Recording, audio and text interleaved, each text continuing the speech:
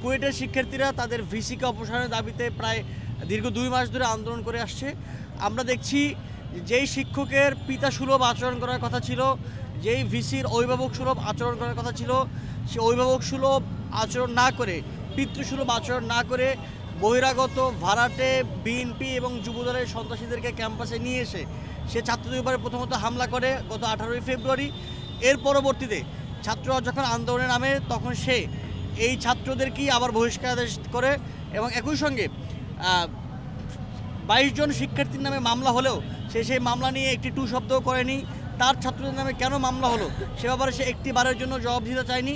উল্টো সে আন্দোলনরত 37 জন শিক্ষার্থীকে সিন্ডিকেট মিটিং ডেকে বহিষ্কার করেছে, কাছে দেখিয়েছেন, সেজন্য তিনি একবার জন্য অনুশোচনা করেনি।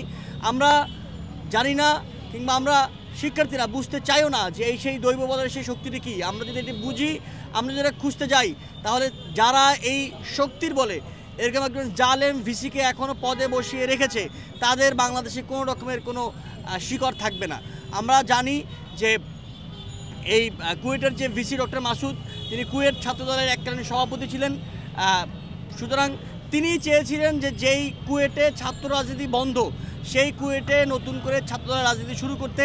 শিক্ষার্থীরা সেটির প্রতিবাদ জানিয়েছিলেন বলে আজকে শিক্ষার্থীদের উপরে এইরকম কালো অধ্যায় নেমে এসেছে। সুতরাং বিএনপিপন্থী এই ভিসিকে অতি দ্রুত অপসারণ করতে হবে এবং আমরা বাংলাদেশ গণতান্ত্রিক ছাত্র সংসদ আমাদের নীতিগত সিদ্ধান্ত হিসেবে আমরা মনে করি কোনোভাবেই দলীয় কোনো শিক্ষককে বিশ্ববিদ্যালয়ে নিয়োগ দেওয়া যাবে না। তাকে ভিসি বানানো, প্রক্টর বানানো, প্রভিসি বানানো অন্যান্য প্রশাসনিক জাতীয়তা দূরের কথা, দলীয় পরিচয়ে গত 16 বছরে আমরা দেখেছি শিক্ষক নিয়োগের মাধ্যমে বিশ্ববিদ্যালয়ের শিক্ষার পরিবেশকে একেবারে ধ্বংস করে দেওয়া হয়েছে।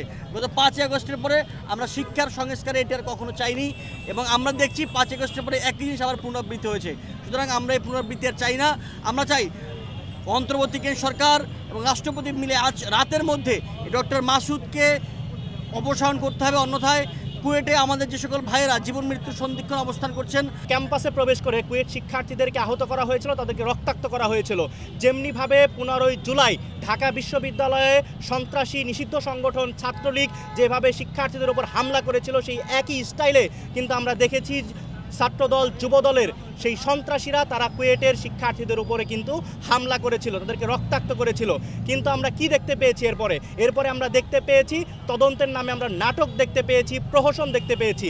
যেই বিশ্ববিদ্যালয়ের শিক্ষার্থীদেরকে হামলা করা হলো, তাদের উপর নির্যাতন করা হলো, উল্টো আমরা দেখেছি যে সেই বিশ্ববিদ্যালয়ের শিক্ষার্থীদেরকে কিন্তু মামলায় ফাঁসানো হয়েছে।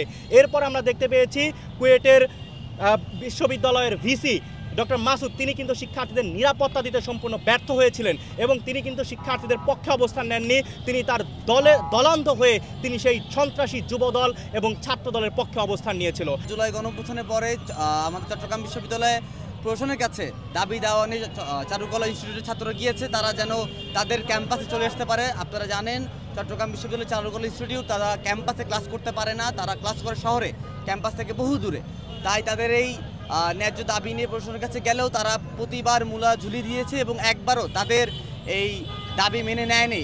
এরপর শেষ পর্যায়ে এসে তারা এখন আমরণ অনশনে বসেছে এবং এটার এই অনশন 24 ঘন্টা পার হয়ে গেছে। আমরা জানি কুয়েটে যেরকম একই অবস্থা, কুয়েট এবং চবি একই অবস্থায় আছে এবং ছাত্রছাত্রীদের অবস্থা খুবই খারাপ এবং আমি একটু খোঁজ নিয়েছি চবির শিক্ষার্থীরা একদম অসুস্থ হয়ে পড়েছে এবং জরুরি সিন্ডিকেট সভা ডাক দিয়েছে চট্টগ্রাম বিশ্ববিদ্যালয় প্রশাসন। আমরা চাই তারা যেন দ্রুত সময়ের মধ্যে এই ব্যবস্থা নেয় এবং চারুকলা শিক্ষার্থীদেরকে ক্যাম্পাসে ফিরিয়ে আনার জন্য যত কিছু করার প্রয়োজন তার সবটুকু যেন তারা করে। এর জন্য আমরা এখানে প্রতীকী অবস্থান করছি, অনশন করছি। ঢাকা বিশ্ববিদ্যালয়ের আয়োজনে আমরা আছি সেন্ট্রাল কমিটি থেকে এবং আমরা সকলে মিলে এটার শেষ দেখে ছাড়বো ইনশাআল্লাহ।